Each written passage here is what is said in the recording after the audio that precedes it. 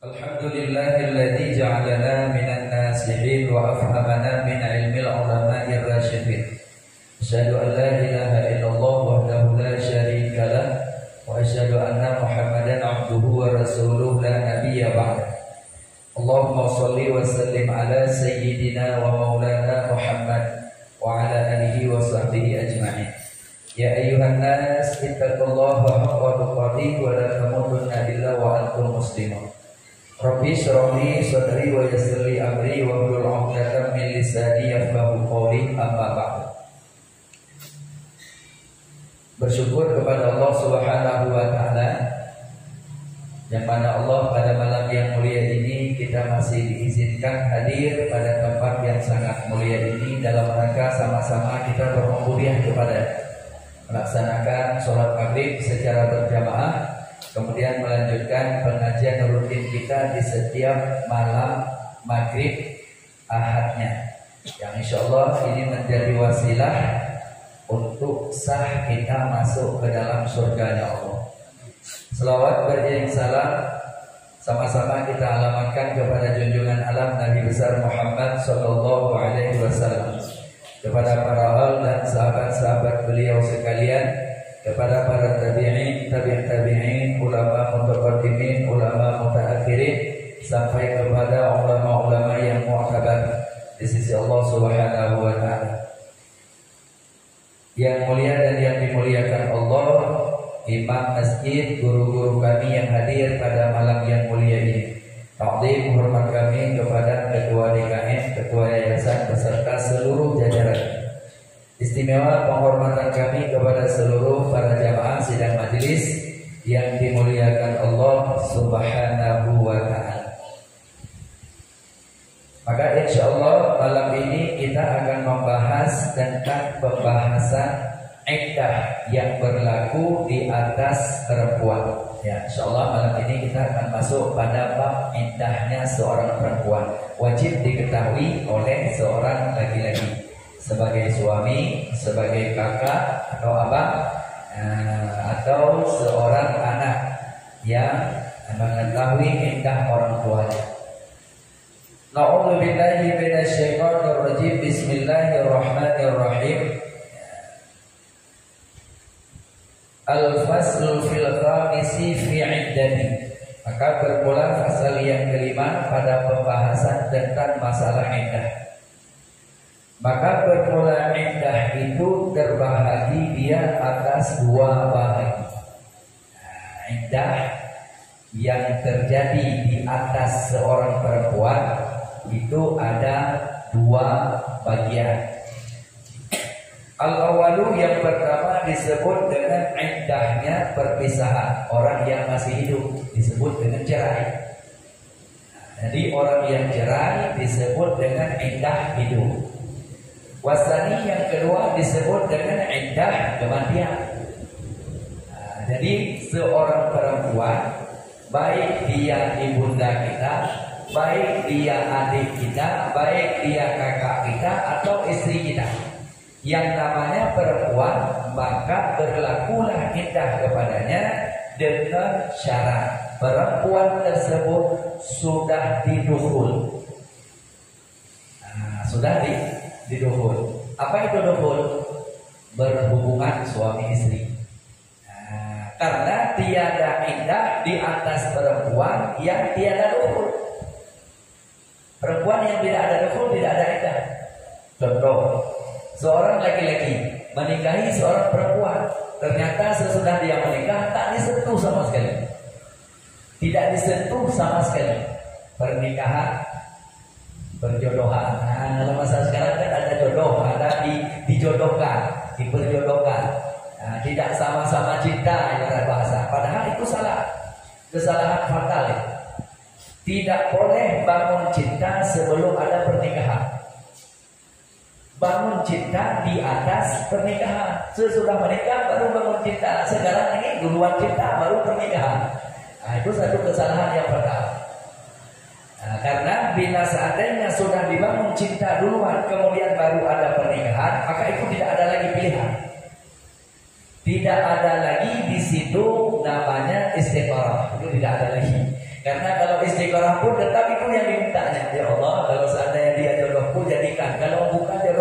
jadikan juga ya Allah. Nah, makanya tidak ada lagi. Nah, makanya dalam syariat kenapa dilarang ada dulu percintaan, kemudian baru pernikahan itu dilarang. Pernikahan dulu baru membangun cinta di atas pernikahan. Nah, maka berlakulah di atas pernikahan dan perpisahan sebab ada pernikahan. Kalau tidak ada pernikahan, maka itu tidak disebut dengan talak. Tidak ada itu disebut dengan talak. Karena ada pernikahan yang sah, maka ada sebutnya khulu, sebutnya talak. Nah, talak lagi dibagi kepada talak raj'i dan talak talak raj'i, ada talaknya bain. Jadi dibagi kepada pembahasan masalah-masalah talak. Nah, ini berlaku kepada pembahasan iddah yang akan kita bahas malam ini. Maka ketahui olehmu bahwa sesungguhnya iddah yang terbahagi kepada dua bahagi itu, maka ada ketentuan-ketentuannya yang berlaku. Dan dipastikan tiada ada iddah bagi seorang perempuan yang ada pernikahan tapi tidak ada berhubungan suami istri. Atau disebut dengan tiada dukhul. Contoh, ini seorang laki-laki menikah dengan seorang perempuan. Udah 2 bulan menikah, gak disentuh sama sekali. Gak disentuh sama sekali. Ujungnya seorang perempuan ini protes. Protes dia. Abang, kalau seandainya enggak sesudah menikah dengan saya enggak disentuh, lalu saya ini enggak dikapain. Nah, jadi ujungnya bocor misalnya, saya menikah denganmu karena permintaan orang tuaku. Oh, kalau begitu ya udah, ayo kita cerai. Nah, oke, kata suaminya, ujungnya ayo, berarti aku cerai engkau. Nah, maka di saat dicerai istrinya tanpa ada dukhul, maka bagi si perempuan ini tidak ada iddah. Tidak ada iddah bagi dia. Malam dicerai, besok dia menikah lagi. Si perempuan. Kalau laki-laki nggak ada urusan, nggak cerai pun dia masih boleh nikah lagi. Nggak cerai pun dia masih sah menikah sampai 4 kali pernikahan. Bahkan sang seorang laki-laki menikah sekali akad 4 perempuan. Letak ini 1, 2, 3, 4. Langsung sekali akad dia sah 4 perempuan sekali akad. Disebut namanya satu-satu. Ya. Sesudah diwakilkan oleh walinya, dinikahkan si A, si B, si C, si D kan. Nah udah, aku nikahkan si Fulan binti si Kulit. Aku nikahkan si Fulan binti si Kulit. Aku nikahkan si Fulan binti si Kulit binti si Kulit kepadamu dengan mas kawin sekian masing-masingnya. Aku terima nikah mereka semuanya. Sah. Nggak perlu sebut nama lagi. Nah, dan kabiltu saja dia jawab sudah sah. Sudah sah. Cuma kenapa harus sebut nama, harus ini supaya sakral. Kalau enggak apa kali nikahnya besok dia nikah lagi. Kan gitu. Nah, sebenarnya andai kata dia paham, dia jawab saja kabiltu, aku terima. Sudah selesai. Cuma kepada mempelai laki-laki nggak boleh kita ajarkan itu. Kalau kita ajarkan itu, gampang kali berarti menikahnya. Ya udah, berarti besok aku nikah lagi. Paham betul ya? Insya Allah. Nah, jadi ini perlu untuk dipahami.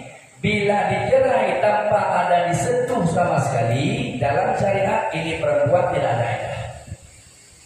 Nah, begitu dia dicerai malamnya, besok dia andai kata ada orang yang lamar, langsung dia bisa nikah. Nah, bisa nikah lagi. Dengan catatan tidak didukhul sama sekali. Tapi kalau sekali dia didukhul, maka tetap beriddah. Nah, karena tujuannya iddah itu apa? Untuk mengosongkan rahimnya, memastikan bahwa rahimnya itu kosong. Kosong rahimnya. Nah, itu tujuannya iddah. Nah, jadi iddah itu terbagi kepada 2. Al-awwalu yang pertama disebut dengan iddahnya orang yang hidup, perpisahan dengan perceraian. Yang kedua disebut dengan iddahnya kematian, yaitu perpisahan dengan sebab kematian. sama ada dia ditalaknya atau lainnya seperti bunuh dan lain sebagainya. Nah, maka berlakulah kepadanya iddah 3 kali suci bagi seorang perempuan yang merdeka. Seorang perempuan yang merdeka, bukan hamba sahaya, bukan hamba orang, maka dia berlaku 3 kali suci baginya. Kalau seandainya seorang perempuan dalam 1 bulan 2 kali datang haidnya, 2 kali datang haid, maka dia sangat cepat habis iddahnya. Sangat cepat. Contoh misalnya, sekurang-kurang sucinya perempuan itu 15 hari, 15 malam, itu sekurang-kurang. Makanya perlu bagi laki-laki menyangkut dengan masalah haid seorang perempuan, tapi suami wajib paham. Karena kalau tidak paham seorang suami tentang haidnya istrinya, bisa-bisa 1 bulan full dia datang haid. Bila tidak paham cara menghitungnya, ini tidak diperkenankan. Karena sekurang-kurang suci perempuan itu 15 hari antara 2 haid. Kalau sebanyak-banyaknya suci itu tak ada batas. Sebanyak-banyak suci itu tak ada batas. Tapi sekurang-kurangnya antara 2 datang bulannya, 2 kali datang bulan, mesti ada di dalamnya suci 15 hari. Nah, jadi andai kata ada seorang perempuan datang haidnya di awal bulan. Di awal bulan mulai tanggal 1 sampai tanggal 7. Karena sekurang-kurang haidnya perempuan 1 hari 1 malam. Sebanyak-banyaknya haid 15 hari 15 malam. Kebiasaan datangnya bulan seorang perempuan 6 hari atau 7 hari. Itu kebiasaan. Nah, dalam mazhab kita Imam Syafi'i. Jadi andai dia tanggal 1 sampai tanggal 7, tanggal 8 dia sudah suci. Maka hitungan 8, 9, 10, 11, 12, 13, 14, 15, 16, 17, 18, 19, 20, 21, 22. Pada 22 dia sudah batas sucinya. Maka pada tanggal 23 dia datang lagi darahnya. Maka darah yang datang tanggal 23 itu adalah darah haidnya, bukan istihadah. Nah, karena perempuan keluar darah itu ada 2. Ada darahnya darah haid, ada darahnya darah nifas. Itu yang disebut dengan hadas. Adapun yang selain dari itu disebut dengan istihadah. Itu darah penyakit. Kalau darah penyakit tak ada pengaruh, tetap dia wajib sholat. Wajib sholat dia. Nah, cuma bagaimana di saat dia keluarnya pakai pimpesnya, pakai softteknya dan lain sebagainya, tetap wajib sholat. Jangan nanti gara-gara dia 1 bulan keluar darahnya, 1 bulan dia tidak sholat. Hati-hati, yang masuk neraka bukan dia, suaminya yang masuk neraka bukan. Nah, jadi istri tak sholat gara-gara dianggap datang bulan terus, suaminya yang masuk neraka di akhirat. Nah, ini yang perlu untuk dipahami oleh seorang laki-laki menyangkut dengan hitungannya datang bulan dia. Maka andai dia datang bulan dalam 1 bulan 3 kali, karena tidak sebutnya bulan, sebutnya 3 kali sucinya. 3 kali suci. Nah, kalau 3 kali suci berarti di saat datang bulan pertama ini sudah dihitung, maka suci dia. Berarti pertama, suci ini dihitung pertama. Kemudian datang bulan yang kedua, selesai, maka suci yang kedua. Kemudian datang bulan yang ketiga, kemudian suci. Berarti 1,5 bulan saja dia sudah selesai masa iddah. Kalau andai kata dalam 1 bulan dia datang haid 2 kali, berarti iddahnya seorang perempuan yang datang bulan seperti itu cuma 1,5 bulan. Nah, karena perempuannya dihitung iddah dengan 3 kali sucinya daripada haidnya. Bagi orang yang perempuan yang merdeka. Nah, adapun bagi perempuan yang disebut dengan perempuan yang hamba sahaya. Hamba sahaya, makna hamba sahaya perempuan yang punya tuannya. Kalau dulu, sekarang nggak ada lagi. Ini dulu. Andai kata dia seorang hamba saya dicerai oleh suaminya, maka iddahnya hamba saya itu 2 kali suci saja. Ini lebih ringan daripada hamba saya 2 kali suci saja dia. Nah, ini bagi hamba saya. Dan adapun iddahnya perempuan yang sudah putus asa dari haid. Perempuan yang sudah putus asa dari haidnya. Berarti perempuan yang sudah tidak lagi datang haid. Yang sudah menopausi ya. Yang sudah putus asa dari haid. Berarti dia tidak ada lagi datang haid. Sudah menopausi ya. Sudah menopause ya. Nah, bagaimana iddah hitungannya perempuan yang sudah tidak ada lagi datang haid? Maka dia hitungan dengan 3 bulan 10 hari. Nah, ini beda kalau dia tidak lagi datang bulannya. Karena itu perempuan yang tidak datang bulan maka tidak boleh dihitung dengan suci. Karena dia tidak lagi ada datang bulannya, maka hitungan dia 3 bulan 10 hari. Berarti kalau 3 bulan 10 hari berapa hari? 100 ya. 100 hari. Mulai hari dijatuhkan cerai oleh suaminya, maka bagi dia 100 hari kemudian baru dia boleh menikah lagi. Kalau seandainya dia mau menikah dengan suaminya yang kedua atau dengan suaminya yang baru. Nah, ini perlu untuk dipahaminya supaya kenapa? Supaya ya tidak boleh melanggar ya iddah karena tiada sah pernikahan di dalam masa iddahnya. Tidak sah pernikahan. Nah, dalam masa iddah nggak boleh menikah. Kalaupun dia menikah maka tidak sah nikah. Nah, ini biasanya kejadian ini pada orang-orang yang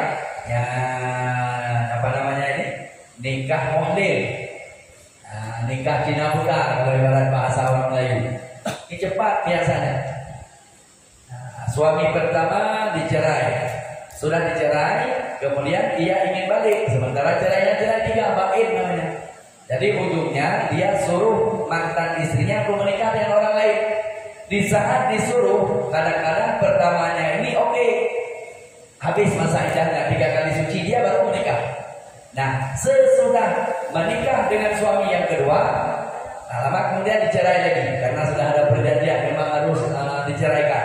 Perjanjian di luar akad itu sah, tapi perjanjian di dalam akad itu tidak sah. Kalau di dalam akad perjanjiannya harus dicerai ulang, maka itu tidak boleh dan tidak sah. Tidak boleh dan tidak sah. Nah, tetapi kalau di luar perjanjian ada negosiasi, misalnya ada nego.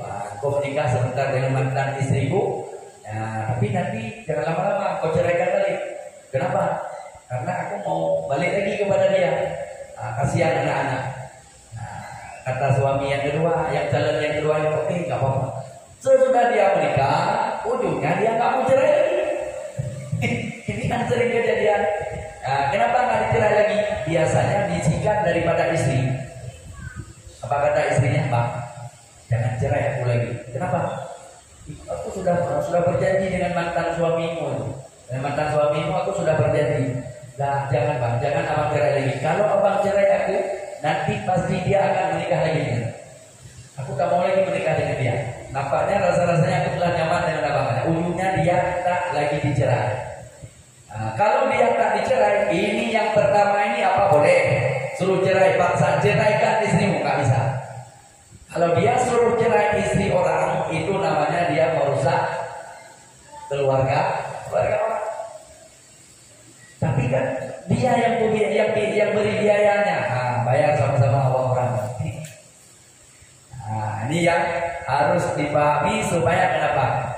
Ya, tidak boleh seorang mantan suami yang pertama ini menyuruh cerai mantan istrinya yang saat ini sudah menjadi istri orang. Itu tak boleh. Nah, kebiasaannya di saat dicerai oleh suami yang kedua, ini mantan suami yang pertama ini menikahnya dengan istrinya, balik dengan mantan istrinya ini ini sering tidak habis masa iddah. Nah, ini kalau tidak habis masa iddahnya, maka tiada sah pernikahannya. Makanya harus dijaga baik-baik tentang masalah iddah. Tidak boleh main-main dengan masalah iddah yang disebut dengan iddah perpisahan dengan sebab talak atau perpisahan iddah orang yang hidup. Ini satu.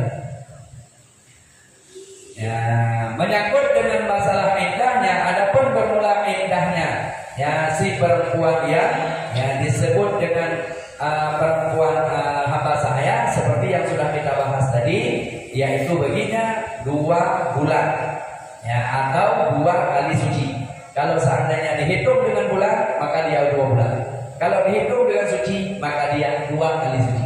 Kalau dalam 1 bulan datang 2 kali suci, maka 1 bulan saja ada. Nah, ini bagi hamba sahaya yang ada haid, maka 2 kali datang sucinya. Kalau hamba sahaya yang tidak ada haidnya, yang sudah putus asa dari haid, maka dia 2 bulan saja. Nah,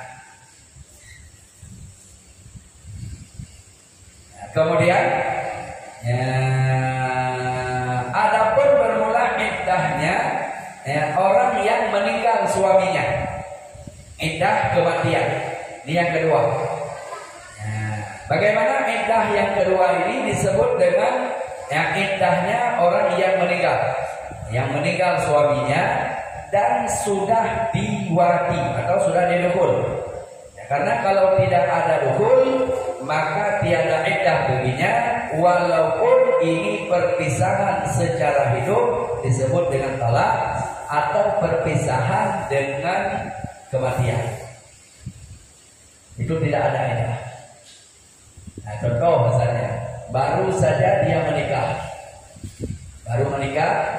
sesudah akad nikah terjadilah misalnya yang barang yang tidak diinginkan, baik kecelakaan dan lain sebagainya, sama sekali belum disentuh, tapi sudah menikah ternyata meninggal suaminya, baik dengan kecelakaan dan lain sebagainya, maka si perempuan ini tidak ada iddah dengan suaminya karena belum sama sekali didukhul.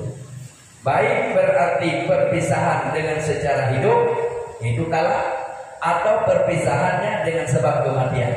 Bila belum disentuh atau didukhul sama sekali, maka tiada ada iddah bagi perempuan yang tiada diwati. Karena yang ada iddah bagi perempuan yang sudah diwati oleh suaminya.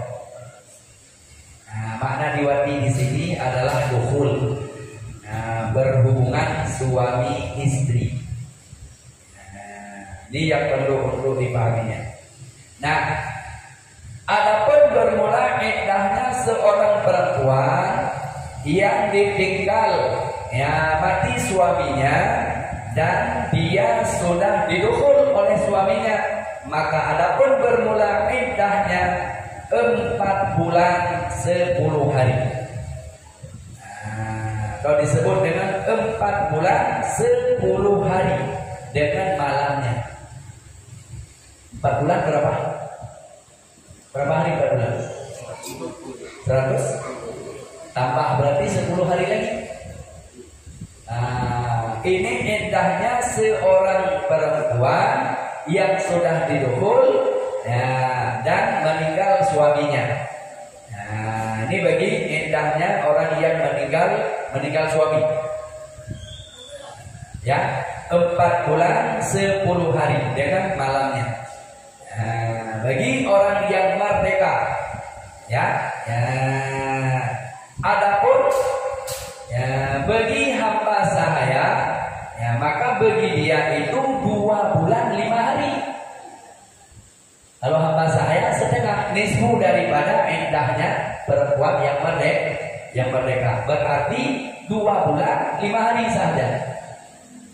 Bagi hamba sahaya yang meninggal suaminya, itu iddahnya dia. Lebih cepat iddahnya seorang hamba sahaya ketimbang dengan orang yang merdeka. Kita harus ingat orang yang merdeka bila meninggal suaminya, yaitu 4 bulan 10 hari.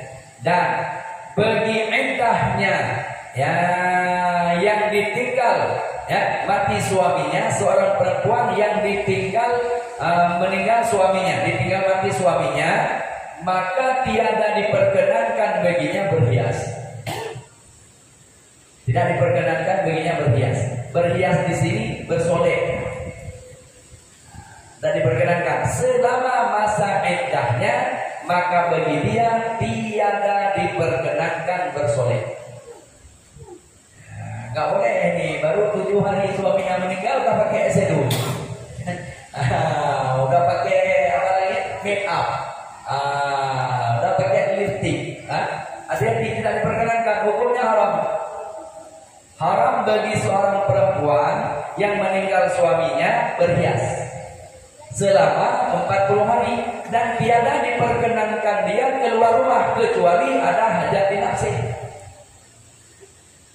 Ini agak berat kalau suaminya meninggal. Jangan nanti dia baru 1 bulan suaminya meninggal udah jalan-jalan.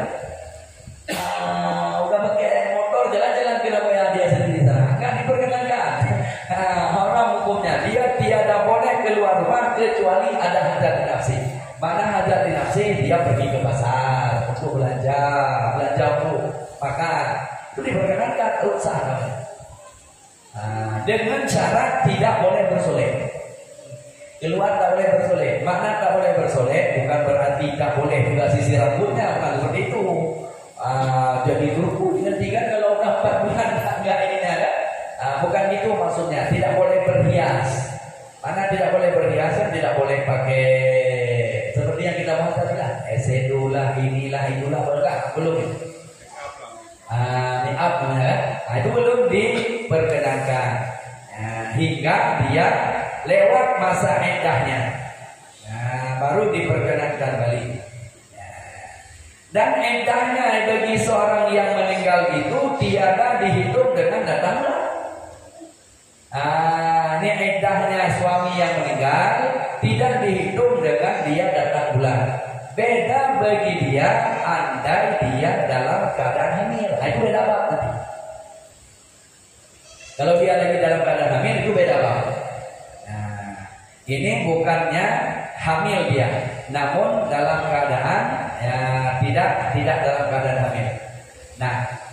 Dan disunahkan bagi perempuan yang dicerai suaminya, yang bukan cerainya cerai baik, selama masa iddahnya disunnahkan berhias. Ini kan balik. Ada perempuan dicerai oleh suami cerai 1 atau cerai 2. Maka sunat bagi seorang perempuan tersebut berhias. Dan tiada diperkenankan keluar rumah. Maka tiada diperkenankan keluar rumah, baru 1 dicerai suami langsung ambil baju keluarnya. Kamu enggak. Bukan itu caranya. Dicerai 1 oleh suami, pokoknya sesudah cerai 1, maka dia kalau dia tak pernah pakai minyak wangi sekarang. Kalau dia belum pernah pakai make-up esedo, kali ini pakai esedo.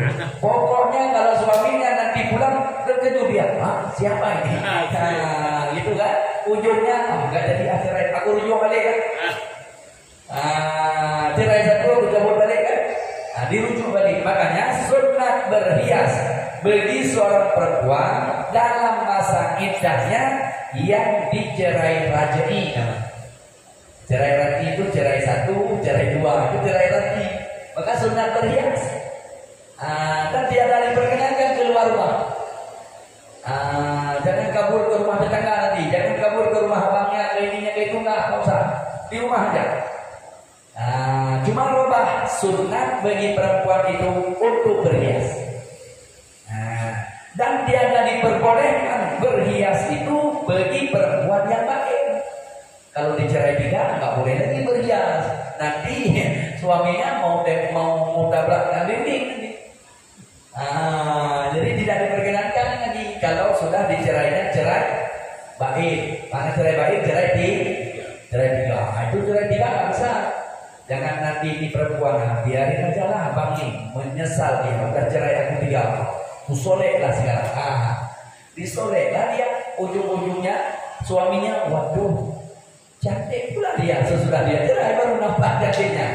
Nggak bisa lagi karena sudah dicerai habis, cerai 3. Kalau sudah cerai 3, nggak ada jalan untuk kembali kepada ini perempuan. Makanya tiada sunat untuk berias.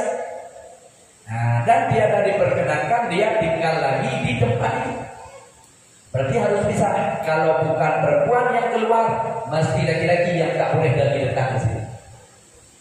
Nah, ini yang harus dipahami di dalam tata cara perpisahan dalam keluarga. Baik perpisahannya secara talak hidup atau dengan tata caranya karena iddah berlaku suaminya meninggal. Nah, ini penting untuk kita pahami. Kemudian selanjutnya, adapun iddahnya seorang perempuan yang lagi dalam keadaan hamil. Ya, ini penting juga untuk kita pahami. Perempuan yang sedang dalam keadaan hamil. Ya, baik dia iddahnya karena dicerai suaminya maupun iddahnya itu karena kematian suaminya. Nah, disebut dengan perempuan yang sedang dalam keadaan hamil pisah dengan sebab cerai hidup atau dengan sebab dia meninggal suami.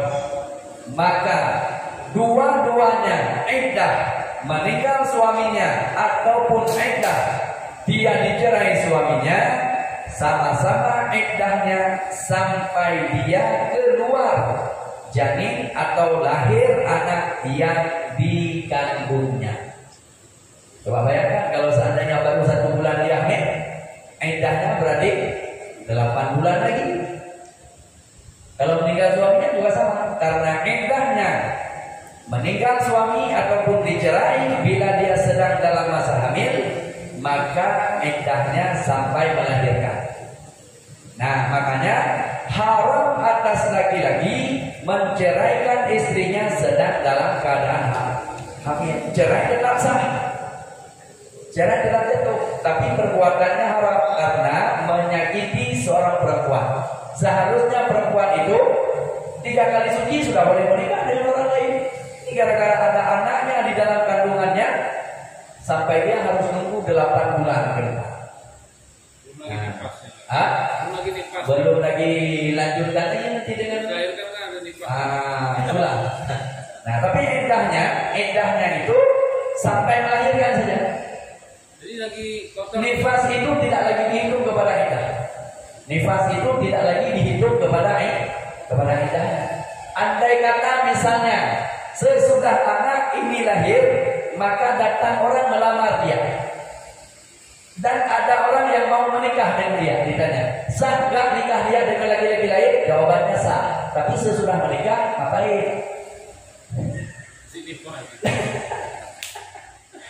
Sesudah menikah, ngapain? Harus tunggu 60 hari lagi selesai nifasnya. Nah, jadi yang hukumnya bagaimana? Hukumnya dia sudah tidak ada lagi iddah dengan mantan suaminya. Ini kan sedang kita bahas, ini adalah iddah. Nah, jadi iddahnya perempuan yang sedang dalam keadaan hamil, maka sampai dia melahirkan.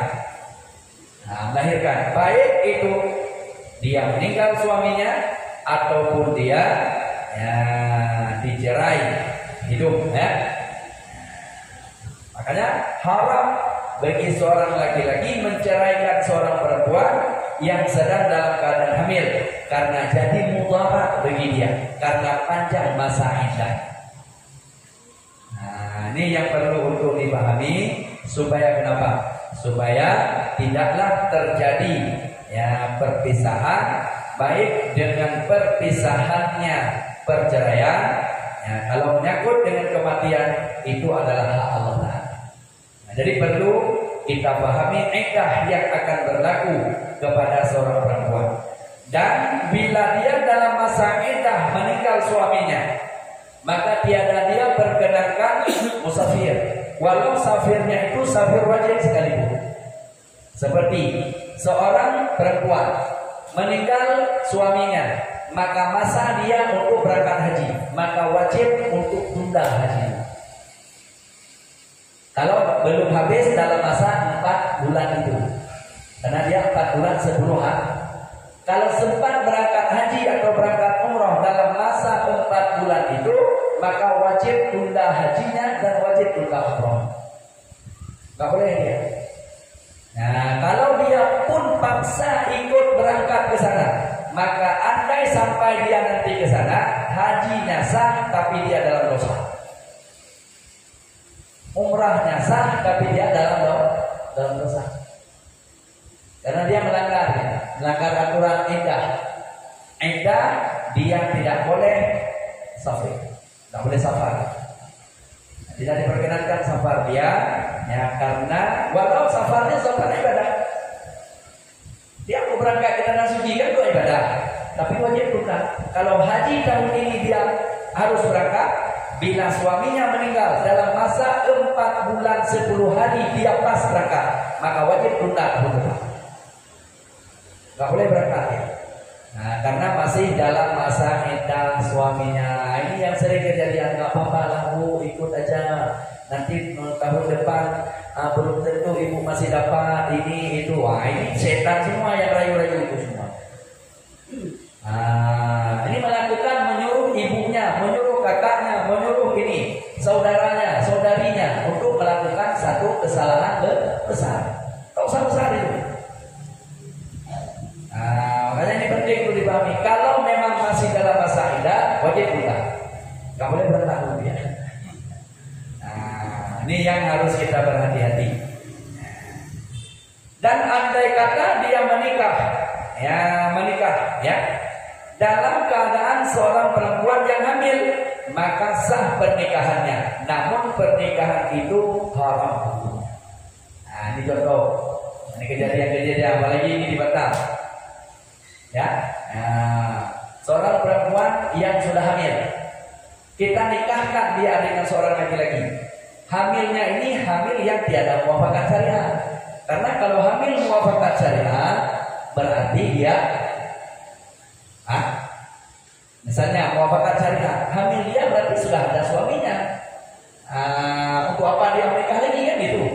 Nah, kalau seandainya suaminya dicerai dia dalam masa iddah hamilnya, maka dia nggak usah nikah lagi, langsung dia rujuk karena iddahnya sangat panjang. Nah, dengan syarat nikah itu talak bukan talak baik. Nah, ini kejadian andai ada perempuan yang hamil. Semoga Allah jaga kita semuanya, keluarga kita. Ada perempuan yang hamil dinikahkan dengan seorang laki-laki. Apakah pernikahannya sah? Jawabannya, pernikahan asal cukup syarat dan rukun pernikahan, maka pernikahannya sah. Cuma pernikahan orang sedang dalam keadaan hamil itu hukumnya haram. Apa benar? Oh, nggak sempat bertanya.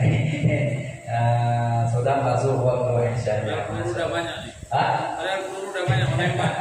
Ya, insyaallah nanti ke depan akan kita sambung kembali. Ya, wallahu a'lam bissawab wa ilaihil marji' wal ma'ab. Tapi kita doa dulu. A'udzu billahi minasyaitonir rajim. Bismillahirrahmanirrahim. Alhamdulillahi rabbil alamin hamdan syakirin hamdan na'imin hamdan yuwafi ni'amahu wa yukafi'u mazidah. Ya Rabbana lakal hamdu kama yanbaghi li jalali wajhikal karimi wa 'azimi sultanik. Allahumma shalli ala sayyidina Muhammadin shalatan tunjina biha min jami'il ahwali wal afat wa taqdi lana biha jami'il hajat wa tutahhiruna biha min jami'is sayyi'at wa tarfa'una biha indaka 'ala darajat wa tuballighuna biha aqsal ghayati min jami'il khairati fil hayat wa ba'dal mamati innaka 'ala kulli syai'in qadir. Allahumma ighfir lana dhunubana wa dhunuba waliwalidina wa limasyayikhina wa li jami'il mu'minina wal mu'minat wal muslimina wal muslimat al ahya'i minhum wal amwat bi rahmatika ya arhamar rahimin. Allahumma ja'al awsil sawaba ma qara'nahu min kalamika suratil Fatihah khususan ila hadratin Nabi Sayyidina Muhammad sallallahu alaihi wasallam, summa khususan ila ruhi sahibi Abi Bakar wa Umar wa Utsman wa Ali wa ala baqiyati sahabati Rasulillah ajma'in, summa khususan ila ruhi awliya'i wa syuhada'i wal ulama'i was wassalihin, summa khususan ila ruhi Bapak, khususan ila ruhi Bapak, summa khususan ila ruhi, summa khususan ila ruhi. Ij'alillahumma bimawdi fadlika wa judika wa karamika 'indaka wa fakaka wa najaka wa sitra minan nari lana wa lahum. Allahumma ighfir lahum warhamhum wa'afihim wa'fu 'anhum. Allahumma la tahrimna ajrahum wa la tahrimna ba'dahum waghfir lana wa lahum wa liikhwanina alladhina sabaquna bil iman wa la taj'al fi qulubina ghillan lil ladzina amanu rabbana innaka antar ra'ufur rahim. Rabbana zalamna anfusana wa illam taghfir lana wa tarhamna lanakunanna minal khasirin. Rabbana hab lana min azwajina wa dhurriyyatina qurrata a'yunin waj'alna lil muttaqina imama. Rabbana atina fid dunya hasanah wa fil akhirati hasanah wa qina adzabannar. Sallallahu ala sayyidina Muhammad wa ala alihi wa sahbihi ajma'in. Subhana rabbika rabbil izzati 'amma yasifun. Wassalamun alal mursalin walhamdulillahi rabbil alamin. Taqabbalallahu minna wa minkum taqabbal ya karim. Alhamdulillah, terima kasih atas segala perhatian, mohon maaf atas segala kekurangan. Assalamualaikum warahmatullahi wabarakatuh. Waalaikumsalam.